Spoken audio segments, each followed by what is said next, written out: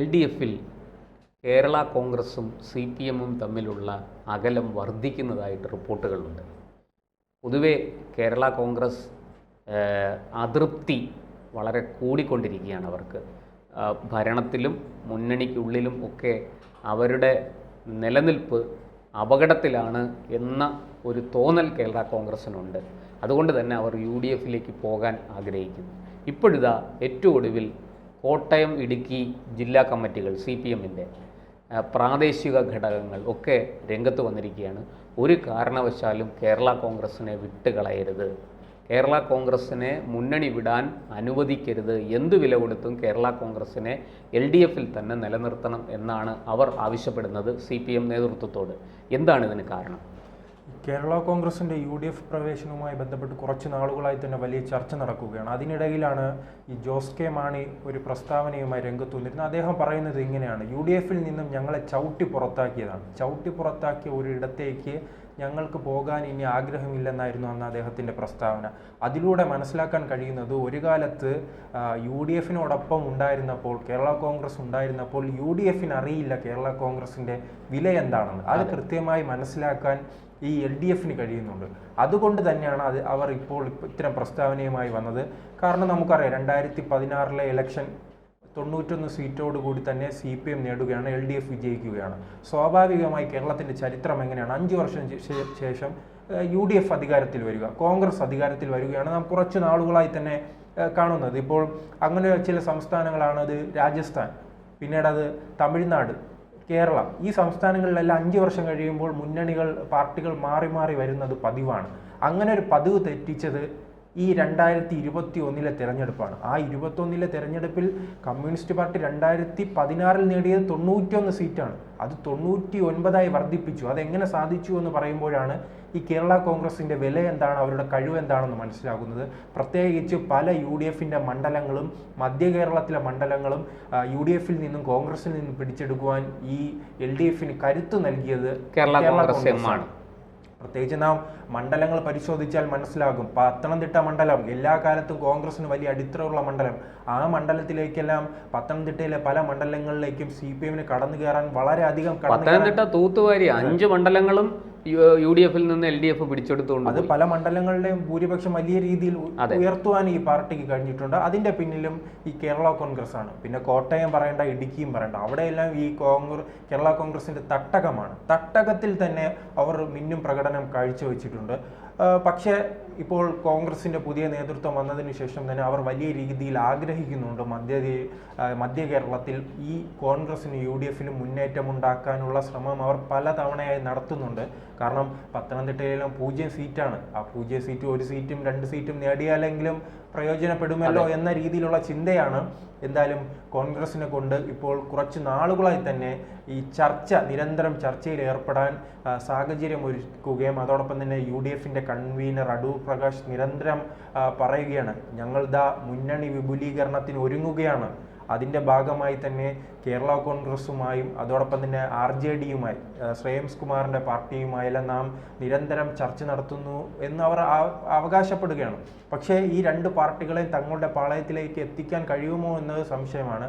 കാരണം ഈ UDFിനുള്ളിൽ കോൺഗ്രസിന് ഈ 2 പാർട്ടികളെയും തങ്ങളുടെ പാളയത്തിൽ എത്തിക്കണമെന്ന് ആഗ്രഹമുള്ളപ്പോൾ അതിലുള്ള കേരള കോൺഗ്രസ് ഉണ്ടല്ലോ, ജോസഫ് വിഭാഗം പറയുന്നു, ആ പാർട്ടി വന്നില്ലെങ്കിലും ഇവിടെ ഒരു കുഴപ്പമൊന്നുമില്ല, അവർ വന്നാലേ ഇവിടെ ജയിക്കുകയുള്ളൂ എന്നൊരു സാഹചര്യം നിലവിൽ ഇല്ലെന്ന് പറയുന്നു.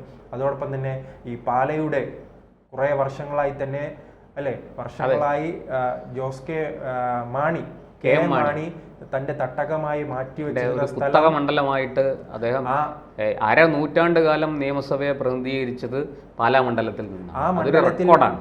ആ മണ്ഡലത്തിൽ അദ്ദേഹത്തിന് ശേഷം ആ മണ്ഡലം പിടിച്ചെടുത്ത മാണി സി കാപ്പൻ ഇപ്പോൾ പറഞ്ഞിരിക്കുകയാണ്, കേരള കോൺഗ്രസ് വന്നില്ലെങ്കിലും ഞങ്ങൾ 100 സീറ്റോടുകൂടി തന്നെ വിജയിക്കുമെന്നാണ്. ഇത്തരം പ്രസ്താവനകളിലൂടെ അവർ ലക്ഷ്യമിടുന്നത്, അവർക്ക് താല്പര്യമില്ല കേരള കോൺഗ്രസ് ഈ UDFിലേക്ക് എത്തുന്നത്, ഈ പാർട്ടികൾക്കൊന്നും താല്പര്യമില്ല. അതിനുള്ള കാരണവും നമുക്ക് LDFിനെ പരിശോധിച്ചാൽ അറിയാം. ഈ LDFിൽ ജോസഫ് വിഭാഗം കടന്നു വരുന്നു എന്ന് പ്രഖ്യാപനം നടത്തിയപ്പോൾ ആദ്യം എതിർപ്പ് പ്രകടിപ്പിച്ചത് CPI ആണ്. ഈ LDFിലെ രണ്ടാമത്തെ കക്ഷി CPI ആണ്. CPIയും പേടിക്കുന്നത് എന്താണ്? തങ്ങളുടെ അധികാരവും അതോടൊപ്പം തന്നെ ഈ പരിഗണനയും എല്ലാം കേരള കോൺഗ്രസ് കൊണ്ടുപോകുമോ എന്നൊരു ഭയം ഈ CPM-ന് ഉണ്ടായിരുന്നു, CPIക്ക് ഉണ്ടായിരുന്നു. അതിന് സമാനമായ ഒരു സാഹചര്യമാണ് ഇപ്പോൾ UDF-ലുള്ളത്. UDF-ലെ ജോസഫ് വിഭാഗവും അതോടൊപ്പം തന്നെ കാപ്പനും ഉൾപ്പെടെയുള്ളവർ ആശങ്കപ്പെടുകയാണ്. ഈ പാർട്ടി അതെ UDF-ലേക്ക് വരികയാണെങ്കിൽ തങ്ങളുടെ പദവിയും തങ്ങളുടെ നിലനിൽപ്പും അപകടത്തിലാകുമോ എന്ന് അവർ ആശങ്കപ്പെടുന്നു. ആ സാഹചര്യത്തിലാണ് ഇത്തരം പ്രസ്താവനകൾ ഉണ്ടാകുന്നത്. പക്ഷേ LDF-നെ സംബന്ധിച്ചിടത്തോളം ഇതിൽ കൃത്യതയുണ്ട്. അവർ ഈ കേരള കോൺഗ്രസ് മാണി വിഭാഗത്തെ വില കുറച്ച് കാണുന്നില്ല. അവർ കൃത്യമായി തന്നെ പറഞ്ഞിട്ടുണ്ട്. എല്ലാ ജില്ലാ കമ്മിറ്റികൾക്കും നിർദ്ദേശം നൽകിയിരിക്കുകയാണ്. നിങ്ങൾ അനാവശ്യമായി ജോസഫ് വിഭാഗവുമായി മാണി വിഭാഗവുമായി തർക്കത്തിന് പോകരുത്, വളരെ ജാഗ്രതയോടെ പെരുമാറണം, അവരെ പിണക്കരുത് എന്ന കൃത്യമായ ഒരു തീരുമാനമാണ്. കാരണം അവർ പിണങ്ങാനായി തയ്യാറെടുത്ത് നിൽക്കുകയാണ്. അതിന്റെ ഒരു തുടക്കമായിരുന്നു ഈ വനംവകുപ്പുമായി ബന്ധപ്പെട്ട ഒരു പ്രശ്നമുണ്ടാക്കാൻ അവർ ശ്രമിച്ചത്. നിയമസഭാ സമ്മേളനം AK ശശീന്ദ്രനും ജോസ് കെ മാണിയുമായിട്ട് നിരന്തരം കേരള കോൺഗ്രസുമായിട്ട് നിരന്തരം ഏറ്റുമുട്ടുന്ന കാഴ്ച നമ്മൾ കണ്ടത്. കാരണം LDF-നുള്ളിലെ രണ്ട് കക്ഷികളാണ് NCPയും കേരള കോൺഗ്രസ് മാണി വിഭാഗവും. പക്ഷേ ഇവർ പുറത്ത് നിന്നാണ് ഇത്തരം പ്രസ്താവനകൾ നടത്തുന്നത്. മാണി വിഭാഗം ആവശ്യപ്പെടുകയാണ് പ്രത്യേക നിയമസഭാ സമ്മേളനം വിളിക്കണം, വന്യജീവി പ്രശ്നവുമായി ബന്ധപ്പെട്ട് മലയോര കർഷകർ വലിയ പ്രതിസന്ധിയിലാണ്. പക്ഷേ ഇപ്പോഴാണ് ഈ അവസാന ഘട്ടത്തിലാണോ ഈ മലയോര കർഷകർ വലിയ പ്രതിസന്ധിയിലാണെന്ന് ഈ മാണി വിഭാഗം തിരിച്ചറിയുന്നത്? ഇതിനു മുൻപും ആനയും കടുവയും കാട്ടുപോത്തും പുലിയും എല്ലാം കാടിറങ്ങി ജനങ്ങളുടെ ജീവൻ എടുക്കുകയും അവരുടെ കൃഷികൾ നശിപ്പിക്കുകയും കോടിക്കണക്കിന് രൂപയുടെ നഷ്ടങ്ങൾ ഈ സാധാരണക്കാരായ കർഷകന് കാരണം അവർ കഷ്ടപ്പെട്ട് വായ്പ എടുത്തായിരിക്കും കൃഷി ഇറക്കുന്നത്. അപ്പോഴേക്കും അവിടെ ആന വരുന്നു, മറ്റ് വന്യമൃഗങ്ങൾ വന്ന് നശിപ്പിക്കുന്നു. ഇത്രയും നാൾ ഇതെന്താ മാണി അറിഞ്ഞില്ലേ? ഈ ജോസ് കെ മാണി ഇപ്പോഴായിരിക്കുമോ പത്രം വായിച്ച് ഇത് തിരിച്ചറിഞ്ഞത്? ഇത് തുടർച്ചയായി ഉണ്ടാകുന്ന സംഭവമാണ്. പക്ഷെ അതിനെ ഒരു പ്രശ്നമാക്കി മാറ്റി ഒരു ഇരവാദം ഉന്നയിച്ച് മുന്നണി മാറ്റത്തിനുള്ള തയ്യാറെടുപ്പാണോ എന്ന ചർച്ച നിലവിൽ നടന്നുകൊണ്ടിരിക്കുമ്പോഴാണ് ഇതിൽ കൃത്യമായി തന്നെ CPM ഇടപെടുന്നത്. CPM-ന് അറിയാം, ഇപ്പോൾ തന്നെ അറിയില്ല, വലിയ രീതിയിലുള്ള ഭരണവിരുദ്ധ വികാരം ആ പാർട്ടിയെ ബാധിച്ചിട്ടുണ്ട്. പാർട്ടിക്കുള്ളിൽ തന്നെ പലയിടങ്ങളിലും പ്രശ്നം നടക്കുന്നു.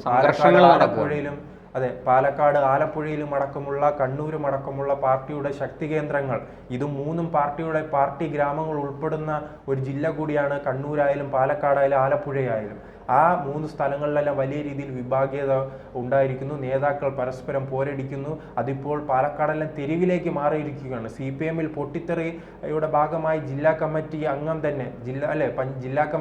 തന്നെ BJP-യിലേക്ക് ചേക്കേറുന്ന കാഴ്ച കഴിഞ്ഞ ലോക്സഭാ തെരഞ്ഞെടുപ്പ് കാലത്ത് നാം കണ്ടതാണ്. ആ രീതിയിലുള്ള വലിയ തിരിച്ചടി ഉണ്ടാകുന്ന സമയത്താണ് കേരള കോൺഗ്രസിനെ തങ്ങളുടെ പാളയത്തിലെത്തിച്ച് പിടിച്ചു നിർത്തി വരുന്ന തെരഞ്ഞെടുപ്പിൽ എങ്ങനെയെങ്കിലും 99 സീറ്റൊന്നും നേടണ്ട, ഉള്ള സീറ്റുകൾ അത് ഒരു 80 ആയാലും 75-ന് മുകളിൽ നേടി വീണ്ടും അധികാരത്തിൽ വരണമെന്നായിരുന്നു ഇവരുടെ സ്വപ്നം. CPM-ന്റെ ലക്ഷ്യം പ്രധാനമായ ആ ലക്ഷ്യം വെച്ചാണ് അവർ മുന്നോട്ട് നീങ്ങുന്നത്. അതിനെ കുറിച്ചുള്ള കൃത്യമായ ചർച്ച കഴിഞ്ഞ പാർട്ടി സമ്മേളനത്തിൽ, സംസ്ഥാന സമ്മേളനത്തിൽ തന്നെ ഉണ്ടല്ലോ. സംസ്ഥാന സമ്മേളനവുമായി ബന്ധപ്പെട്ട് അവർ തീരുമാനിച്ചു കഴിഞ്ഞിട്ടുണ്ട്. കൃത്യമായി തന്നെ പ്രവർത്തിച്ച് വീണ്ടും മൂന്നാമത്തെ പിണറായി സർക്കാർ LDF 3 അധികാരത്തിൽ വരണമെന്ന് അവർ കൃത്യമായി തന്നെ ആഗ്രഹിക്കുന്നു. അതിനുവേണ്ടിയുള്ള പ്രവർത്തനവുമായി തന്നെയാണ് അവർ മുന്നോട്ട് പോകുന്നത്. പക്ഷേ ഇത്തരം ഘടകകക്ഷികൾ മറുകണ്ഠം ചാടുകയാണെങ്കിൽ അത് വലിയ തിരിച്ചടിയായിരിക്കും ആ പാർട്ടിക്ക് ഉണ്ടാക്കി വയ്ക്കുക.